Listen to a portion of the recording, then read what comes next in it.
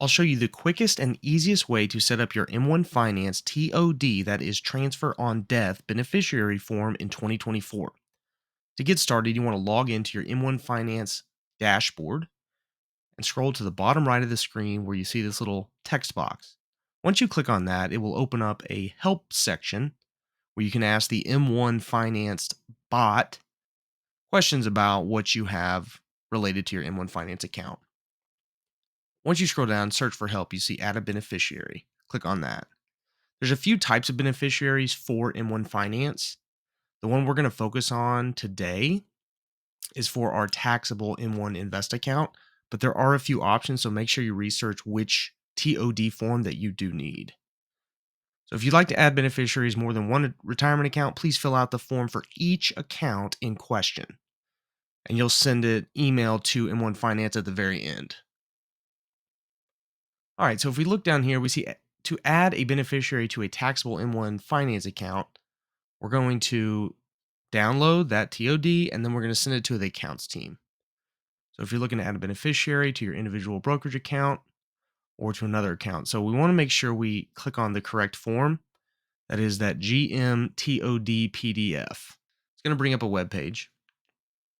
This is going to be the brokerage account transfer on death TOD beneficiary designation form.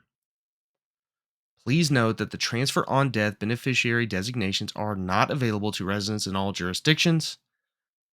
This is only applicable for the brokerage accounts cleared through M1 Finance LLC. That's why at the beginning it said there's a few different types of forms that you need to fill out. So do make sure you fill out the correct one. Once you submit it, they can help address at M1. When I went through the process for me, they made sure I had the right form. They clicked me on the link, and now they've made it easier where you can actually find this TOD form yourself. I'll leave a link in the description for this investment account, so you can just click on it through this description. Of course, this is a form that you've got to fill out, including social security numbers, your joint account holder if applicable.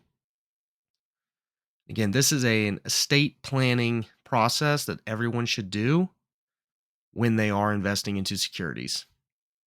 This will, as the name implies, transfer on death to a friend, family member, more than likely, or spouse. Please note, if used each, the primary and contingent beneficiary percentages of assets must equal 100% total. Do not do fractional percentages or dollar amounts. So if you have two beneficiaries, maybe you're doing 50-50 for children, make sure they add up to 100% on the dot. Scroll down, they define the designated beneficiaries. You have primary, contingent, and if there's no surviving beneficiaries. When I completed this form, I simply printed it out, filled out my information so that it was legible, scanned it back in, and emailed it to the M1 Finance help page when clicking the link that we saw in our help box. M1 reserves the right to refuse or accept the TOD beneficiary designation form and may terminate it at any time for any reason. Of course, this is protecting M1 Finance. Note at the bottom, spouse's signature is required if the spouse and or account holders reside in a community, property, or marital property state. Coming back over here, that's our form that we just completed, the GMTOD, and that is for an individual brokerage account. Once you click send to accounts team, that will give an email where you can attach the document. This is an example of the other form. If you have any questions, you can always use the M1 Finance chat bot. The help chat bot will direct you to web pages that can answer your question, but you can also get a live person or email M1 help. Similar with this document, fill it out accurately, come back and send it to the accounts team.